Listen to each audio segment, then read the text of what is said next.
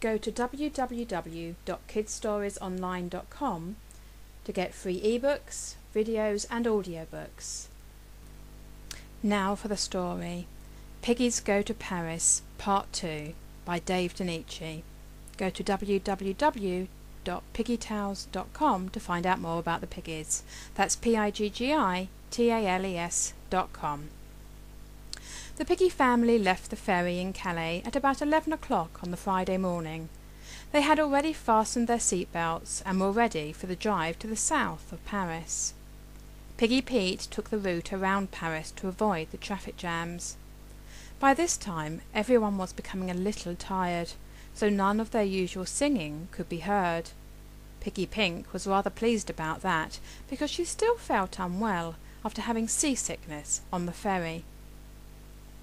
When they arrived at their destination, they had a wonderful surprise. The penthouse was in a beautiful country area on the edge of a pine forest. There was a small stream running at the bottom of their garden, and Piggy Patch thought he might try his hand at a spot of fishing later in the week. The family spent some time trying to decide who would sleep in which of the 4 bedrooms. They found the best solution was to let the 3 boys share the largest bedroom. Piggy Pete and Piggy Princess took the room which looked out onto the garden, and Piggy Peaches and Piggy Pink took the front bedroom. The 4th bedroom was a little smaller than the others, but Piggy Plump thought it would be ideal for her, as she could have the whole bed to herself. Once they had decided on the bedrooms, they started to unpack and then to enjoy their holiday. Just after breakfast on Tuesday of their holiday, there was a knock at the door. Piggy Panda rushed to open it. What he saw he could not believe. "Daddy!" he called. "There is a French onion seller at the door." Piggy Pete came to the door. "Bonjour, monsieur," he said. "Bonjour," replied the onion seller, who then began to smile and then to laugh out loud.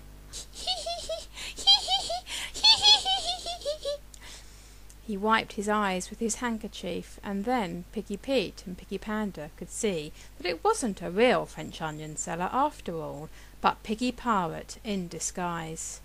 He had concealed his identity by using some of his mummy's makeup to cover his black eye patch, and had bought the clothes and the plastic onions in a charity shop. How they did laugh! Piggy Parrot had tricked them again. He really was a master of disguise. Later that day, Piggy Pete decided that the children should see some of the famous sights of Paris. They all piled into the Piggy People carrier and were in the centre of Paris in just half an hour.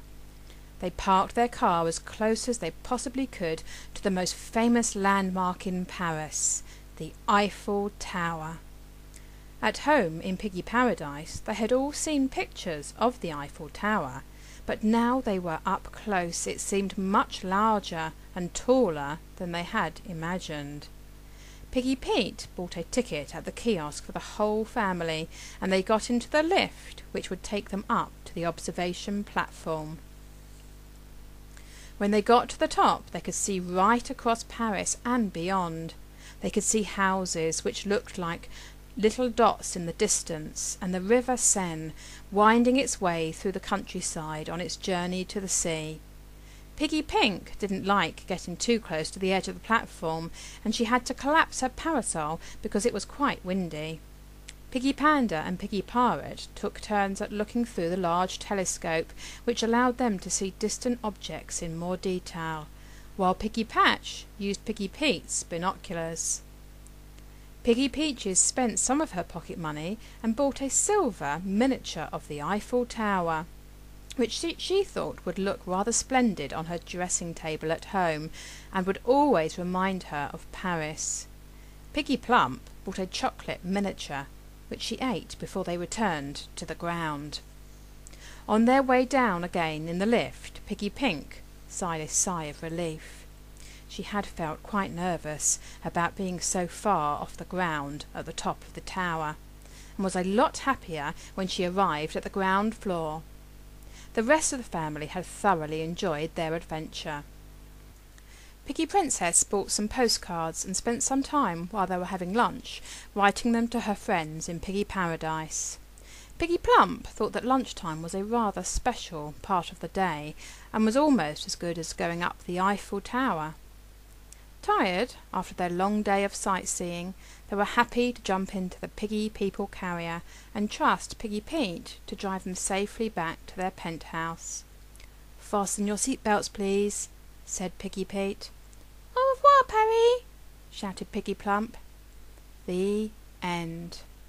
Go to www.piggytales.com to find out more about the Piggis. Go to www.kidsstoriesonline.com to get free ebooks, free videos and free audiobooks.